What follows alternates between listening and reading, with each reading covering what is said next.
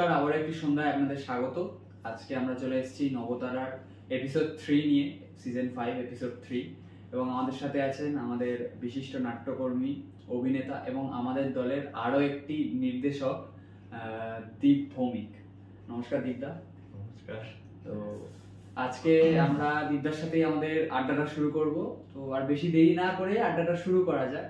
তো আমার যেটা সব থেকে প্রথমে সবসময় জানার ইচ্ছা ছিল যে অনেকের হয় না ছোটবেলা থেকে যে আমি এই প্রফেশন নিয়ে পড়বো, আমি সায়েন্টিস্ট হবো, আমি ডাক্তার হবো, কিন্তু আস্তে আস্তে যত আমরা বড় হতে থাকি তত আমাদের জিনিস দেখার বা পার্সপেক্টিভের যেটা আছে সেটা চেঞ্জ হতে থাকে। তোমারও কি কোনো সময় মনে হয়েছিল যে আমি ডাক্তার ইঞ্জিনিয়ার হবো, কিন্তু কোনো অ্যাক্সিডেন্টালি এখানে চলে এসেছো বা কোনো কিছু? প্রথমেই ধন্যবাদ রঙ্গসেনাকে। প্রতিবার ওর জায়গায় আমি থাকি, আমার জায়গায় অন্য কেউ থাকে।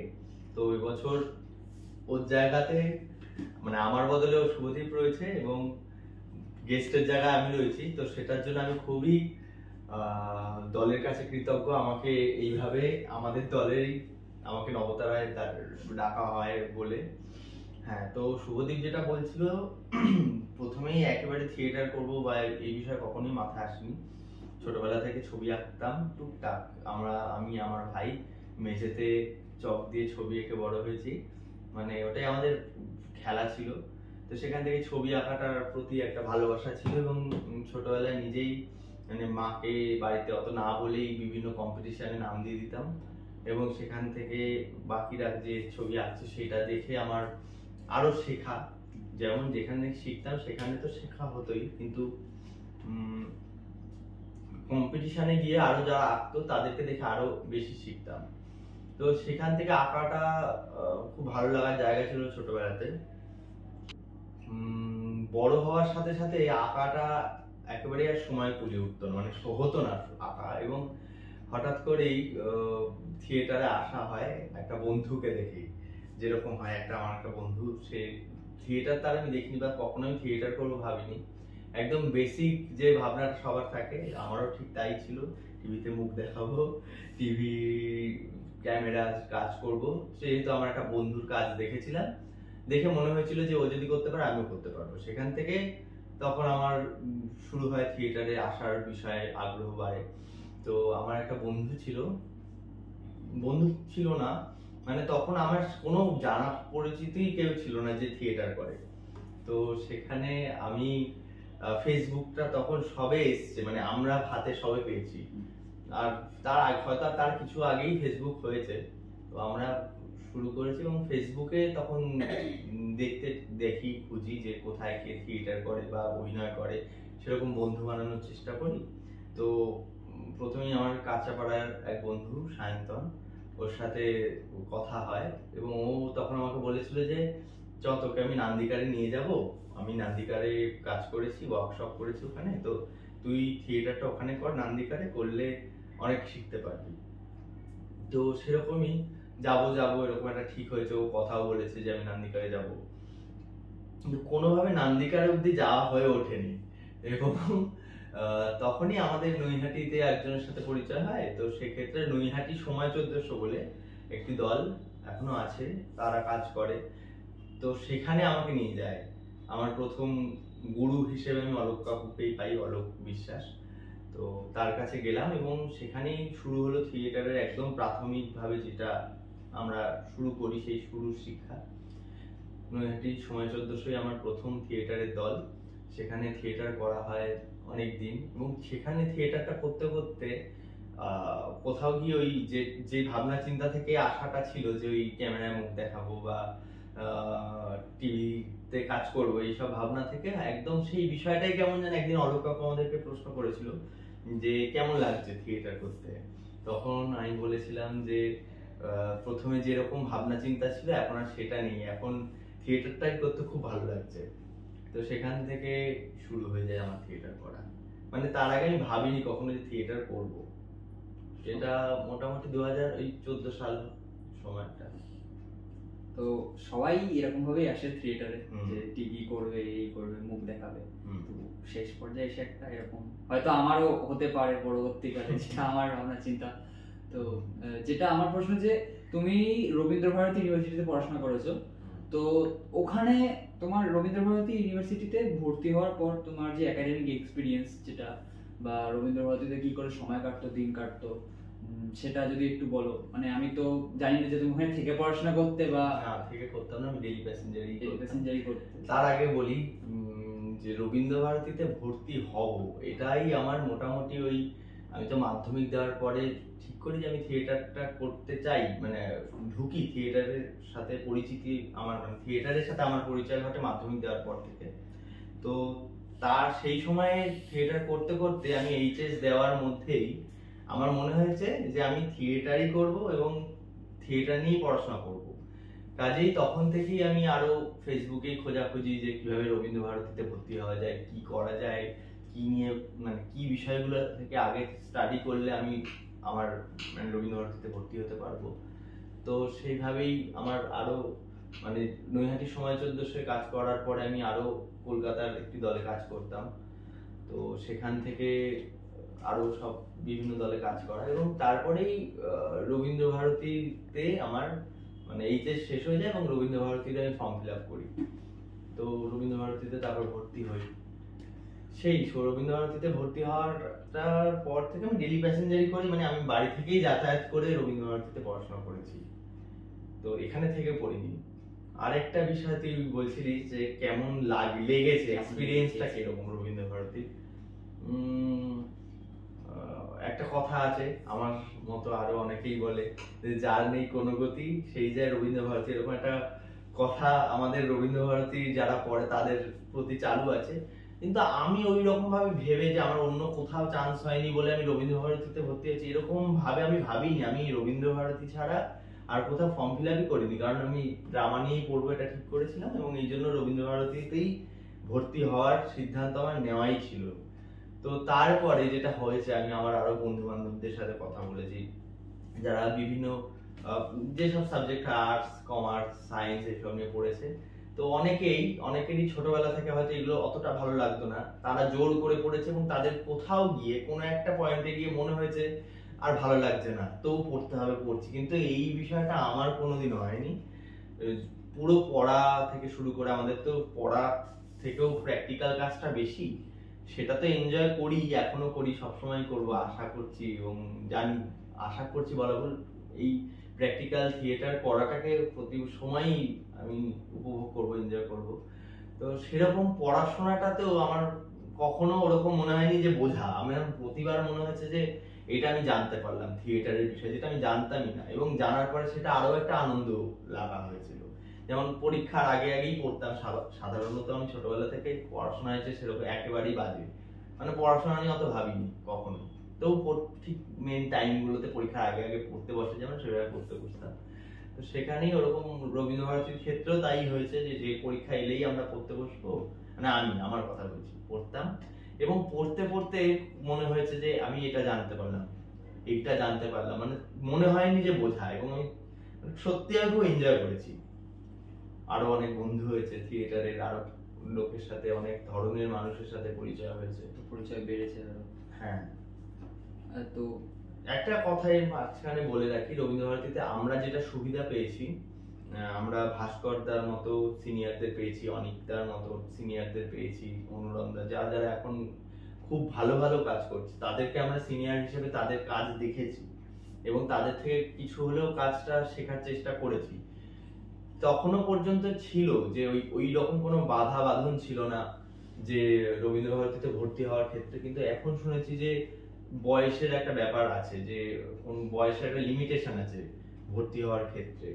তো এখন অনেক সব নতুনরাই রবীন্দ্রভারতীতে পড়তে আসছে, কাজেই মানে আমরা যে সিনিয়র হিসেবে যে কাজগুলো পেয়েছি এখন কি সেভাবে হয় কিনা জানি না, মানে এখন আমরা যারা করেছি আমরা আমাদের মতো করে করেছি, পরবর্তীকালে সব জুনিয়রদেরকে নিয়ে কাজ করানো হোক আমাদের পরীক্ষায়।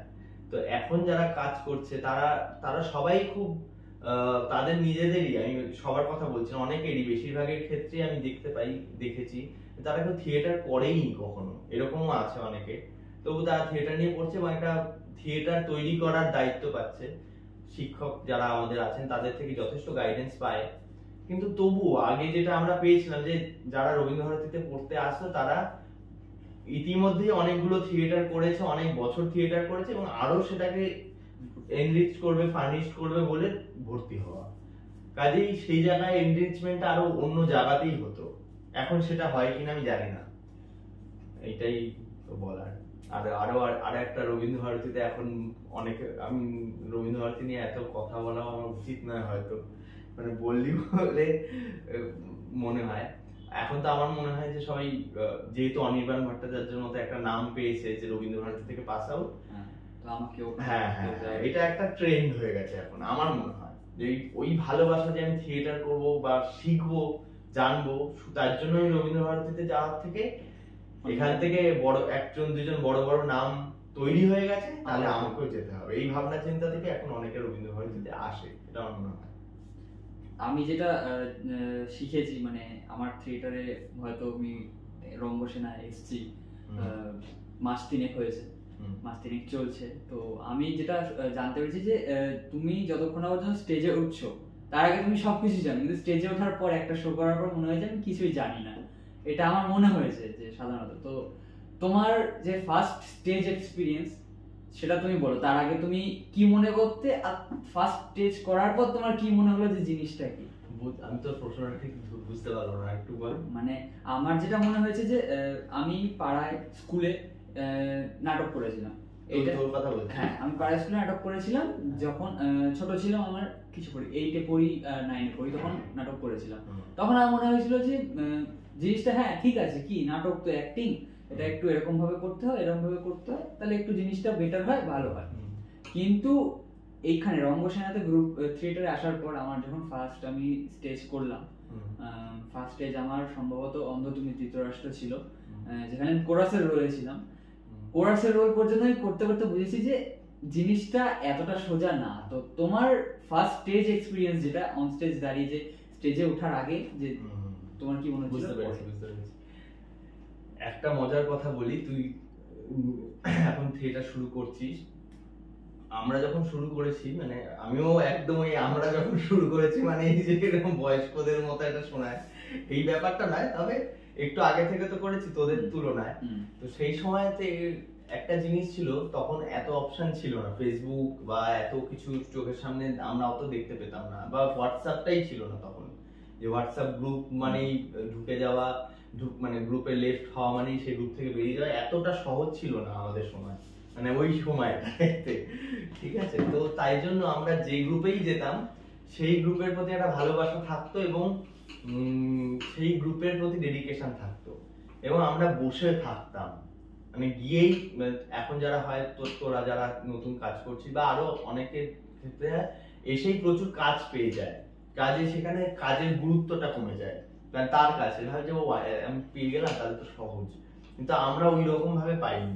আমাদের সময় আরো আমাদের মতো আরো অনেকজন একসাথে আমরা থাকতাম, এবং সবাই বসে থাকতাম, দেখতাম বড় বড় যারা সিনিয়র তাদের অভিনয়, এবং দেখে মনে হতো কবে আমরা এরকম একটা কিছু করব, হ্যাঁ, করতে করতে হঠাৎ সুযোগ পাওয়া।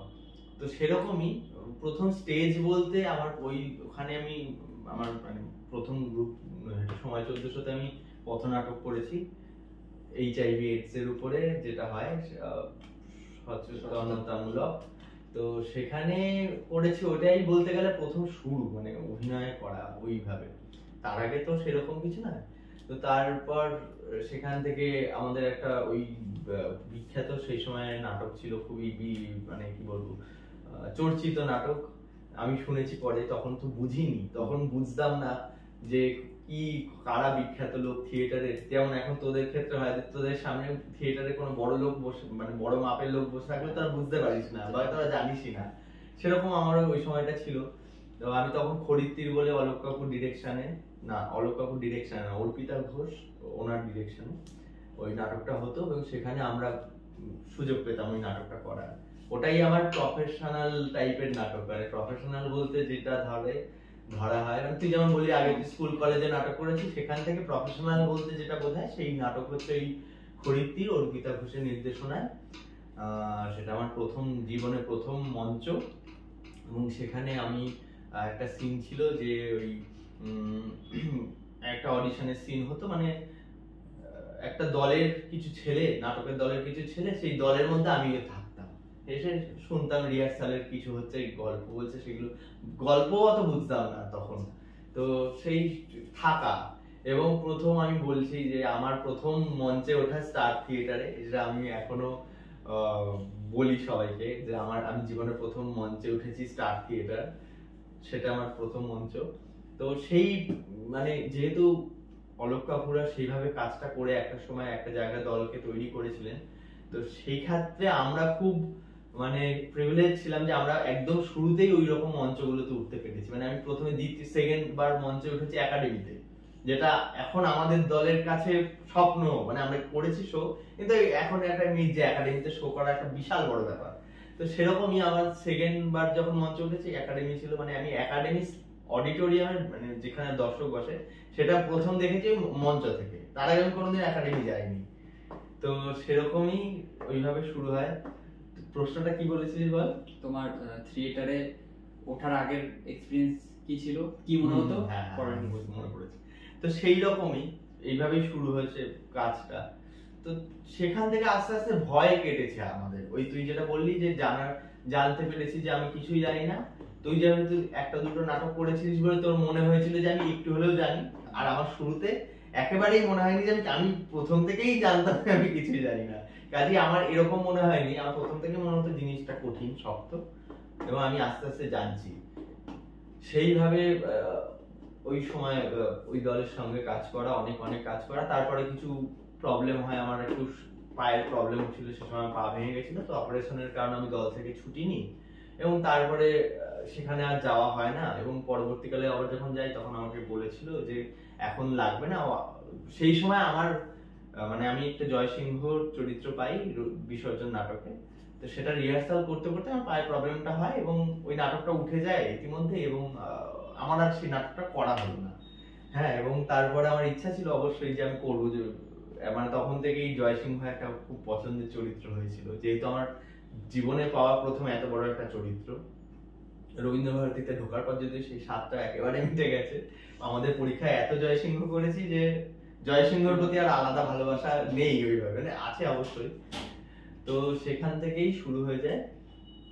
হ্যাঁ, তারপরে আমি আরো অনেকগুলো দলে কাজ করেছি আমাদের রবীন্দ্রভারতীর বন্ধুর সোর্সে। সেখানে গিয়ে ওরকম একটা চরিত্র পাই, যেটা আমার জন্য একটা বড় চরিত্র ছিল।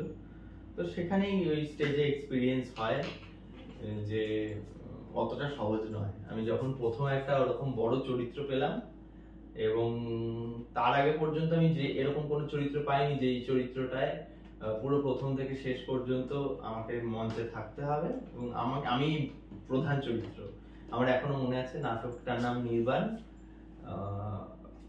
সেই নাটকটাই আমি প্রথম ওরকম একটা লিড সুযোগ পাই অতটার সময়, এবং করতে করতে বুঝেছি যে আমি একেবারেই কিছু, তখন আমার থিয়েটারের 2 বছর 2.5 বছর হয়ে গেছে। তখন আমার মনে হচ্ছে আমি কিছুই জানি না। সত্যি তখন এতটা ইম্যাচিওর ছিলাম, কিছু জানতামও না। এখনো যে জানি তা নয়, তবে ওই সময়টার থেকে বেটার। তো সেটাই তখন বুঝেছি যে আমাকে আরো চর্চা করতে হবে, আরো আমার অভ্যাস করতে হবে, এটাই ওটা মনে হয়। তুমি যেটা বললে যে তখন সেরকম লিড রোল পেতে না, তো এখন তো প্রায় সব নাটকে তুমি লিড করো, অন্তত রঙ্গসেনার হয়ে সেরকম। হ্যাঁ, তুই বললে তোর প্রশ্নটা করে নে, তারপরে উত্তর দিচ্ছি। রঙ্গসেনার সব নাটকেই লিড করো। তো তোমার কি এই যে স্টেজে যে ফিয়ার যেটা বলে স্টেজ ফিয়ার, সেটা কি এখনো আছে নাকি তোমার কোথাও ওটা মাঝে মাঝে আসে বা উড়ে গেছে একেবারে প্রপারলি? দেখ, স্টেজ ফিয়ারটা ওরকম ভাবে যেটা বলা হয়, মানে 2 ধরনের হয়। মঞ্চে শো শুরু হওয়ার আগে, থার্ড বেল পড়ার আগে একটা ভয় সব অভিনেতাদের হয়, সে নাটকটা কেমন সেটা সবারই হয়, ওটাকে স্টেজ ফিয়ার বলে না। এবার হ্যাঁ, মঞ্চে উঠে আমি ঘাবড়ে গেলাম বা আমি কিছু ভুলে গেলাম, সেই জিনিসটা আমার এখনো পর্যন্ত হয়নি যে আমি মঞ্চে উঠে একেবারে ঘাবড়ে গেছি।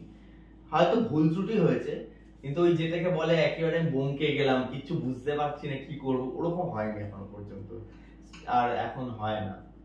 মাঝখানে আমার একটু 2020-তে একটা খুব শরীর খারাপ হয়েছিল, তখন আমার ঠিক মানে শরীরের খারাপটা এমনই হয়েছিল যে আমার আর আমি কি বলবো, ওই ভয় ঠায় বা কোনো অনুভূতি ছিল না, এরকম একটা টাইপের প্রবলেম হয়েছিল।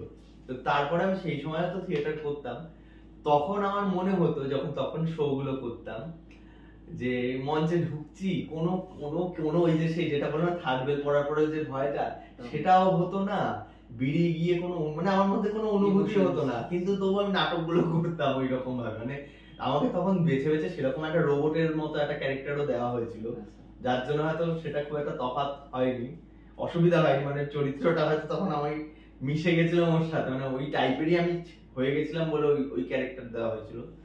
তো সেটাই, ওই সময়টা আমার কোনো অনুভূতি হতো না 2020 ঠিক লকডাউনের পর পর যখন আবার শুরু হলো কাজটা। আর একটা প্রশ্ন আছে যেটা আমার হয় সচরাচর, মানে স্টেজে ওঠার পর আমার কোনো ভয় থাকে না, সাধারণত সেরকমভাবে কোনো ভয় থাকে না আমার, কিন্তু ধরো একটা গ্যাদারিং জায়গায় সেখানে কোনো কিছু পারফর্ম করতে হলে এটা আমার খুব মানে এমবারেস ফিল হয়, লোকজন একদম সামনে। হ্যাঁ, সেটা নিয়ে তোমার কি কোনো এক্সপিরিয়েন্স কিছু না, আমার তো শুরুটাই পথনাটক দিয়ে করেছি, তাই জন্য একদম ওই মানুষজন সামনে দাঁড়িয়ে থেকেই শুরু হয়েছে, যেহেতু ওই ক্ষেত্রে আমার ওই বিষয়ে মানে হয়নি। তোদেরকে সেটাই বলবো, একদম যে মানুষের কাছেই অভিনয়টা করলে বা যে কোনো পারফরমেন্স করলে অনেকটা ফ্রি হওয়া যায়। যাই হোক, অভিনেতা দীপভূমিকের কাছে অনেক প্রশ্ন হলো, এবার নির্দেশক দীপভূমিকের কাছে যাই। তোমার ফার্স্ট নাটক যেটা তুমি নির্দেশনা দিয়েছো বা ডাইরেক্ট করেছো, সেখানে করতে গিয়ে তোমার যা যা প্রবলেমস কিছু যদি হয় বা কোনো প্রবলেমস কি হয়েছে সেটা আমি জানতে চাইছি। আর যে কি এক্সপিরিয়েন্স ছিল তোমার ফার্স্ট নাটক ডাইরেক্ট করার সময়, কি জানতে বা কতটা জানতে পেরেছো তারপরে, সেটা যদি বলো। ফার্স্ট নাটক আমার হচ্ছে গিয়ে গুপি বাঘা ফিরে গেল। গুপি বাঘা ফিরে গেল হচ্ছে আমার প্রথম নির্দেশিত নাটক, যেখানে দেবব্রত ঘোষ আমাদের জেঠু নাটকটা লিখে দিয়েছিল, এবং বিবেকানন্দ আশ্রম আদি সপ্তগ্রাম তাদের বাচ্চাদেরকে নিয়ে আমাকে নাটকটা করতে হবে। তখনও আমি খুবই ছোট, মানে সবে রবীন্দ্রভারতীতে পড়ছি, সে সময় ওই দায়িত্বটা পাই, এবং প্রথম দায়িত্ব পাই যে ডিরেকশন দিতে হবে, সেটা একটু ভয় ভয় ছিলাম। কিন্তু সুবিধা হয়েছে, আমাকে বড়রা সবাই খুবই হেল্প করেছিল, ধ্রুপদদা, জেঠু, ওই সময় যারা যারা ছিলেন তারা সকলে হেল্প করেছিল, এবং বাচ্চারাও খুব আনন্দ করে নাটকটা করেছিল। নাটকটা খুবই ভালো হয়েছিল, ওরা মজা পেয়েছিল, এবং সেটা নিয়ে আমার খুব একটা খারাপ এক্সপিরিয়েন্স নেই, ভালো এক্সপিরিয়েন্স ওরা করেছে। এবং হ্যাঁ, একটা ভয়, জীবনে প্রথম একটা ভয় পেয়েছিলাম। ওদের নাটকটা হয়েছিল একটা প্রতিযোগিতায়, স্কুল বেস প্রতিযোগিতা, যেটা আয়োজন করে দলটার নাম মনে পড়ছে না, বাঁশবেড়িয়া, মনে পড়ছে না দলের নাম, তারা করেছে, তাদের ফেস্টিভ্যালে বাচ্চাদের নাটকটার সুযোগ পায়, এবং সেদিনকেই ওই নাটকটা প্রথম শো হয়। এবং শো এর আগে আমি এটা ভাবছিলাম যে এই বাচ্চাগুলো কি করবে, মানে ওরাও হয়তো আগে সেভাবে নাটক করেনি, আমারও এটা প্রথম ডিরেকশন, এবং আমি না কেমন মানে একটা সিঁড়ির সামনে বসেছিলাম, ভাবছিলাম যে কি হবে, সেই ভয়টা লেগেছিল। এবং সবাই ভালো করে নাটকটা করেছিল, হয়ে যায়। তো প্রথম অভিজ্ঞতা হিসেবে বাচ্চাদের নিয়ে কাজ করাটা আমার খুব ভালো অভিজ্ঞতা। হ্যাঁ, কিন্তু দ্বিতীয়বার যখন আমি আরো একটু এরপর যে প্রমোশন হয় না, মানে বাচ্চাদের নিয়ে করেছি আর একটু বড়দের নিয়ে কর, তো সেরকম ব্যালেন্স নাটকটা আমার দ্বিতীয় ডিরেকশন এবং বড়দের নিয়ে প্রথম ডিরেকশন হয়। সেখানে আমাকে হেল্প করে সবাই, তার জন্যই করতে পারি। যে কোনো ডিরেক্টর যারা ডিরেকশন দেয় তারা সবার সহযোগিতা পায় বলেই তারা আলটিমেটলি কাজটা করতে পারে। তো সেরকমই আমিও তাই, কিন্তু সেই সময় একটু একটু প্রবলেম হয়েছিল। যেমন মুখ্য চরিত্রে অভিনয় যিনি করছিলেন শুরুর দিকে, তাকে কিছু বলতে গেলে সে আমার কথা শুনবে না, আমি বলবো কেন, আমি বললেই একটু প্রবলেম, মানে নানা রকম ভাবে উল্টে আমাকে ধমক দিয়ে দেওয়া। এই অহংকার নয়, মানে আমি একটা বাচ্চা ছেলে, আমার কথা শুনবে, এইরকম ব্যাপার। আমিও অতটা কিছু, আমি একটু চেপে চেপে ভয়ে ভয়ে ডিরেকশন দিই বেশিরভাগ ক্ষেত্রে। আমি হয়তো ওই জন্য আমাকে আমাদের কর্ণধার বলে চেয়ারে বসা ডিরেক্টর, চুপ করে থাকা ডিরেক্টর। আমি একটু ভয়ে ভয়ে ডিরেকশনটা দিই, যে কে আবার কি আমাকে বলে দিল, আমি যেটা চাইছি সেটা কোনোভাবে তাকে বুঝিয়ে দিতে পারলেই হলো, এটা হচ্ছে ব্যাপার। তো সেই সময় প্রবলেম হয়েছিল, আর তখন আমি আরো ছোট ছিলাম। এখন আর অতটা প্রবলেম হয় না এই বিষয়গুলো নিয়ে, এখন সত্যি কথা বলতে ওই সমস্যাটা হয় না, যে কাউকে একেবারে ভয় পেয়ে যাচ্ছি, ওটা হয় না। ওই আর কি, আমার এই বয়সে জন্য ডিরেকশন দিতে গিয়ে যে প্রবলেম হয়, আমার মতো আরো যারা আমার বয়সে ডিরেকশন দেয় তাদের যা যা প্রবলেম হয়, সেই প্রবলেমই হয়, নতুন করে কোনো প্রবলেম হয় না। তুমি এই সময় দীপভূমিক হয়ে ওই সময় দীপভূমিককে ডাইরেকশন নিয়ে কি কি টিপস দিতে চাও? যদি সামনাসামনি কখনো দেখো? না, টিপস দেওয়ার বিষয় না, বিষয়টা হচ্ছে থিয়েটারটা পুরোপুরি অভিজ্ঞতার বিষয়। আমি যেমন প্রথম শোটা যেটা করেছিলাম আজকে হয়তো সেইটা করলে ওর থেকে বেটার করবো, কাজে এইটাই সময়ের সাথে সাথে সবারই বদল ঘটে, সবাই শিখতে পারে। তো সেই সময় মানে সময়টা খুব ইম্পর্টেন্ট, কতটা আমি সময় দিচ্ছি, কতটা সময় ধরে আমি থিয়েটারের সাথে থাকছি, সেইটা হচ্ছে এই বিষয়। ওই সময়ের ভূমিকে আমি এটাই টিপস দিতে চাইবো যে তুমি আরো থিয়েটার করো, আরো আরো থিয়েটার দেখো, থিয়েটার নিয়ে পড়ো, না আরো কাজ করো, এটাই আমি বলবো এখন। আমরা যে রঙ্গসেনা দলটা করি, এখানে আমরা সবাই আছি, তুমি আছো, আমি আছি, ধ্রুপদদা আছে, তো রঙ্গসেনা কি করে তৈরি হলো আর ধ্রুপদদার সাথে তোমার প্রথম দেখা কি করে হলো? এটা খুব ভালো প্রশ্ন, আমি ভেবেছি এটাতে আরেকটা আগে করবি। রঙ্গসেনায় তৈরি হলো এটা অনেক পরে আসবে, ধ্রুপদ ঘোষের সঙ্গে দেখা হওয়া ঠিক তার আগে আগে আসবে। কিভাবে পুরো ব্যাপারটা এলো সেটা নিয়ে একটু বলি। প্রথম দল নৈহাটি সময় 1400, সেখানে আমার বেসিক জায়গাটা শুরু হয় থিয়েটারে করার। তারপরে আমি যাই রবীন্দ্রনগর নাট্যায়ুধে, সেখানে গিয়ে থিয়েটার করা হয়, এবং তার মাঝখানে এই দুটো দলের মাঝখানে আমি অনেকগুলো ছোট ছোট যেটা হয় না, যাই ওদের ওরা পারছে না বা এরকম লাগলো একটা ছেলে লাগবে, গিয়ে এটা কর, তারপর ডান্স ড্রামায় পাশে দাঁড়িয়ে থাকা, মানে এই ধরনের অনেক অনেক কাজ করেছি ছোট ছোট, মানে মঞ্চের ওই ওই ভয়টা কেটে গেছে ওই সময় থেকে। তারপরে রবীন্দ্র ভারতীতে ভর্তি হওয়া, রবীন্দ্র ভারতীতে ভর্তি হওয়ার পর আমরা হ্যাঁ, ধ্রুপদদার সাথে পরিচয়টা কিভাবে হলো, রবীন্দ্র ভারতীতে ভর্তি হই, এবং তখন তার আগে রবীন্দ্র ভারতীতে ভর্তি হওয়ার আগে আমি এইচএস দেওয়ার পরে ধ্রুপদদার সাথে পরিচয় হয়। রবীন্দ্রনগর নাট্যায়ুধে আমি সে সময় সদস্য ছিলাম, অভিনয় করতাম। পরীক্ষা দেবো বলে, এইচএস দেবো বলে আমি ওই 2-3 মাসের একটা গ্যাপ নিয়েছিলাম। ওটাও খুব একটা ইন্টারেস্টিং সময় গেছে আমার জীবনে। ওই 3 মাসের গ্যাপটাতে পড়ার জন্য নিয়েছি, পড়ার ফাঁকে ফাঁকে কখন মনে হতো যে কবে আমি থিয়েটারটা করবো, শুরু করবো, এটা একটা খুব সবার যায়। তো তারপরে আমি যখন ফিরলাম ওই দলে, তখন ওই দলের ফেস্টিভ্যাল হচ্ছিল, মনে আছে, ছৌয়ের কোনো একটা পারফরমেন্স ছিল। গিয়ে আমি দেখলাম, মানে আমি 3 মাস পরে দলে ফিরছি, একটা ভালো কাজ করি ওই দলে, মানে খুব সময় দিই, একটা দল নিজের দল যেরকম হয়, রঙ্গসেনা এখন যেমন সেরকম টাইপের, তো সেখানে সময় দিচ্ছি। গিয়ে দেখলাম একজন হাফ প্যান্ট পরা, চুলগুলো ছোট ছোট, একটা অদ্ভুত টাইপের একজন ব্যক্তির সঙ্গে দেখা হলো। সে দেখে আমাকে বললো যে ও তুমি দীপ, ঠিক আছে যাও তো তাড়াতাড়ি গিয়ে চা নিয়ে এসো। হ্যাঁ, আমি না তখন চাটা নিয়ে আসতে গেছি, চাটা নিয়ে আসতে গিয়ে যেতে যেতে ভাবছি ইনি কি, আমি তো চিনি না এনাকে, ইনি আমি এতদিন দলে আছি, আমি এনাকে কখনো দেখিনি, এবং ইনি আমাকে, আমি মানে কামব্যাক করছি, আমাকে এসে আসতে ঢুকতে ঢুকতে বলছে চা নিয়ে আসো। সেই ভাবতে ভাবতে গেলাম, তো সে একটা ফেস্টিভ্যাল চলছিল, শুনলাম তখন থেকে ধ্রুপদদার সাথেও দানিদার পরিচয় হয়, এবং ওই সময়তে ধ্রুপদদা ওই দলের সাথে যুক্ত হয়, এবং তারপরে ওই দলে আমরা যেতাম, মানে যেহেতু ধ্রুপদদা এদিক থেকেই যেত, আমিও এই দিক থেকে যেতাম, যেতে যেতে ধ্রুপদদার সাথে এমন একটা পরিচয় হয়, এত সম্পর্কটা ভালো হয় যে মনে হয় যে মানে ভালো ভালো কাজ হচ্ছে। তারপরে আমরা ওই প্রোডাকশনটা করাকালীন কিছু দলগত সমস্যা হয়, ছৌ ম্যাকবেথ বলে একটা প্রোডাকশন আমরা করছিলাম, সেখানে ধ্রুপদদা ছিল, আমি ছিলাম, রাজু ছিল, রাজু ধর, আমরা সবাই বেনারস থেকে ম্যাকবেথ করতে আসতো, অনুরাগ দুবে, আরো রমন দা, মানে ওই সময়টা যে আমার থিয়েটারের মনে হয় সব থেকে আনন্দের সময়, কারণ আমাকে তখন এই হেডেকটা আমার ছিল না, যে একটা দলের পুরো চালানোর যে মানে এই যে একটা দলের এই ধরনের সদস্য যে যে চাপগুলো, সেটা ওই সময় ছিল না। ওই সময় আমি অভিনয় করব, মজা করে সময় কাটাবো, এটাই ছিল আমার, মানে আমার কাটানোর সময় সেরা সময় হচ্ছে ওইটাই, যে আমি ফ্রিলি থিয়েটার করতাম, অভিনয় করতেই শুধু চাইতাম, এবং রমন দার সাথে পরিচয় হওয়া, ওইগুলো একটা আলাদাই পুরো একটা সময় ছিল।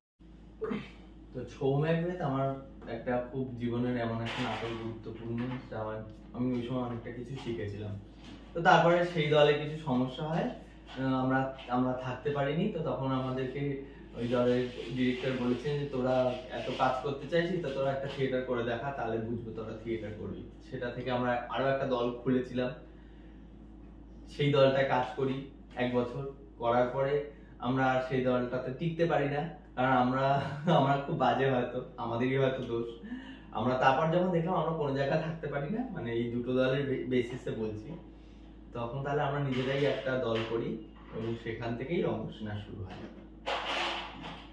তো রঙ্গসেনাকে তুমি আর 10টা দল, আর 10টা বলা ভুল, মানে বাকি সবকটাই থিয়েটার দল, কিছু না কিছু দল, সব দল থেকে আলাদা হয়, কিছু ডিফারেন্ট থাকে জিনিস, যে এই দলটা ওই দলটাকে আলাদা করছে। তুমি রঙ্গসেনাকে কোন জিনিসের বেসিসে বা কোন জিনিসের উপর বাকি আরো দলগুলোর থেকে ডিফারেন্ট করো? কর্মকাণ্ড, রঙ্গসেনার যা কর্মকাণ্ড, সেটা সত্যি কথা আমি গর্ব করে বলতে পারি অনেক দলই হয় না। এইভাবে কাজ করা, এইভাবে ডেইলি বেসিসে কাজ করা নৈহাটিতে তো অনেক দল করে নাই, এটা তো আমি বলবোই। এবং হয়তো মানে কোনো দল শুনলে তারাও বিশ্বাস করবে যে রঙ্গসেনা যা কাজ করে, যেভাবে রেগুলার বেসিসে কাজ করে, ভালো খারাপে আমি যাচ্ছি না, সেটা নিয়ে বিভিন্ন লোকের বিভিন্ন রকম মতামত থাকতেই পারে, আর সেটা খুব আপেক্ষিক ভালো খারাপ বিষয়টা, তো সেটা আমি যাচ্ছি না। কিন্তু রেগুলার বেসিসে এত পরিমাণে কাজ করা, সেটার দিক থেকেই রঙ্গসেনা আলাদা হয়ে যায়। বাচ্চাদেরকে নিয়ে কাজ করা, এতগুলো থিয়েটারের ফেস্টিভ্যাল করা, আমি একদিন গুনেছি রঙ্গসেনা প্রায় সব মিলিয়ে 52টা ফেস্টিভ্যাল করে ফেলেছে। এবং এটা তো আমার মনে হয় একটা রেকর্ডের মতোই, যে এটা একটা রেকর্ডের মতোই যে 7 বছর পূর্ণ করা একটা দল 52টা, মানে সব পর্ব মিলিয়ে আমি বলছি, আমাদের রঙ্গোৎসব, রঙ্গমৈত্রী উৎসব, রঙ্গমঞ্চ আনন্দ উৎসব, যে ধরনের আমরা ছোট ছোট করে উৎসব করে থাকি, সেইগুলোকে মিলিয়ে 52টা ফেস্টিভ্যাল। তো সেটা একটা ব্যাপার। বাচ্চাদেরকে নিয়ে কাজ করি, ছোটদের রঙ্গসেনা, বিবেকানন্দ আশ্রমের সুবিধা বঞ্চিত কিছু বাচ্চারা, নৈহাটি মুক্তধারার বাচ্চাদেরকে নিয়ে কাজ করা হয়। তারপরে থিয়েটারের ওয়ার্কশপ, থিয়েটারের এতগুলো প্রোডাকশন আমরা করেছি, সেমিনার, আর কি মানে কি হয় থিয়েটারে যা যা হয় সবকিছুই আমরা করে থাকি, এবং খুব ভালো করে থাকি। মানে ভালো করে মিন্স খুব ডেডিকেশন থেকে আমরা করে থাকি, মানে আমাদের দিক থেকে খুব ডেডিকেশন থাকে, সেইখানে আমরা আলাদা হই কোথাও। তো রঙ্গসেনাকে তুমি ইন ফিউচার কোথায় দেখতে চাও বা কোথায় দেখো? অনেক দূরে দেখতে চাই রঙ্গসেনাকে ইন ফিউচার। কি বলবো, ভালো করে যেন কাজটা করে যেতে পারি একসাথে সবাই মিলে। কখনো যেন খুব মানে একদম কাজ হচ্ছে না এরকম যেন না হয়, আরো এর চেয়ে বেশি কাজ হোক, আমি এটাও চাই না। আমরা যা করি সেটা আমাদের পক্ষে খুব হেক্টিক হয়ে যায় সবার পক্ষে, এর চেয়ে বেশিও কাজ করতে চাই না, এর চেয়ে কমও কাজ করতে চাই না, এইভাবে যেন চালিয়ে যেতে পারি, এটা হচ্ছে বক্তব্য। আচ্ছা, এখন যেমন যে মোবাইলের যুগ বেড়ে গেছে, ইন্টারনেট এসে গেছে, সহজলভ্য হয়ে গেছে, এবং মানুষ কোনো না কোনো দিক থেকে একটা রিলস এর দিকে চলে যাচ্ছে, ঠিক আছে? মানে সিনেমা এখন হয়তো অনেক মানুষ কম দেখে, যেহেতু শর্ট টার্ম যে ভিডিওগুলো সেগুলো বেশি দেখে। তো তোমার কি মনে হয় যে মানুষ যে রিলস এর প্রতি এত আসক্ত যাচ্ছে, পরবর্তীকালে কি সিনেমা বা থিয়েটার জিনিসটা বাদ দিয়ে রিলস দেখবে শুধু, হ্যাঁ, মানে কোন জায়গায় কি এটা উঠে যেতে পারে বা কোনো? কখনো উঠবে না। আমরা আমাদের বিভিন্ন কর্মকাণ্ডের ছোট ছোট ভিডিও ক্লিপিং যে রিলস বানাই, রঙ্গসেনা পেজ থেকেও ছাড়ি, আমরা ব্যক্তিগতভাবে ছাড়ি, সেটা একটা প্রচার মাধ্যম হতে পারে, সেটা একটা আলাদা বিষয় হতে পারে। কিন্তু থিয়েটার ইকুয়াল টু রিলস, এটা বা সিনেমার সাথে রিলস, সেটা কখনোই হবে না। আর থিয়েটার কখনোই বন্ধ হবে না। অবশ্যই থিয়েটারকে সময়ের সাথে সাথে প্রতিবার বদলাতে হবে। কি বলবো, নতুন যে কোনো জিনিসের সাথে সবসময় অ্যাডজাস্ট করাই, পরিবর্তনটা তো সবসময় হবে, সবকিছুতেই হবে, তো সেটার সাথে অ্যাডজাস্ট করে সবসময় থিয়েটার থেকেই যাবে, এটাই হচ্ছে বক্তব্য। আচ্ছা, যাই হোক, অনেক প্রশ্ন হলো, এবার কিছু ইন্টারেস্টিং জিনিসে আসা যাক। তোমার প্রথম সেলিব্রিটি ক্রাশ কে? সেলিব্রিটি ক্রাশ আবার কি, কোনো সেলিব্রিটি ক্রাশ নেই। হবে তো কোনো না কোনো, তো হবে। ওরকম ভাবে আমি কিছু ভাবিনি কখনো। তুই বল না, আরো অন্য প্রশ্ন কর, যে কি কে পছন্দের অভিনেতা, এইসব জিজ্ঞেস কর, পছন্দের নাটক, থিয়েটার, সিনেমা, এসব কর। ক্লাস পাস আমার কিছু নেই, সবাই ক্লাস আমার। পছন্দের, তোমার সবার থেকে বেশি পছন্দের নাটক কোনটা? রঙ্গসেনা একটা রঙ্গসেনার বলো এবং আর একটা বাইরে থেকে বাইরে। রঙ্গসেনার পছন্দের নাটক আমার ধৃতরাষ্ট্র, খুব পছন্দের নাটক।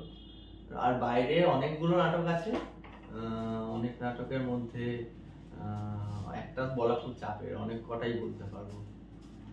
তুমি একটাই বলো। একটাই বলবো, ফাগুন রাতের গল্প বললাম, আমাদের রবীন্দ্রভারতী রেপার্টারির একটা নাম রইল। আচ্ছা, তোমার ফেভারিট সিনেমা? হুম, একটা পছন্দের সিনেমা? বাংলা, বাংলা, ইংলিশ, হিন্দি, তেলেগু, তামিল? অনেক ভালো, একটা বলতে হবে না।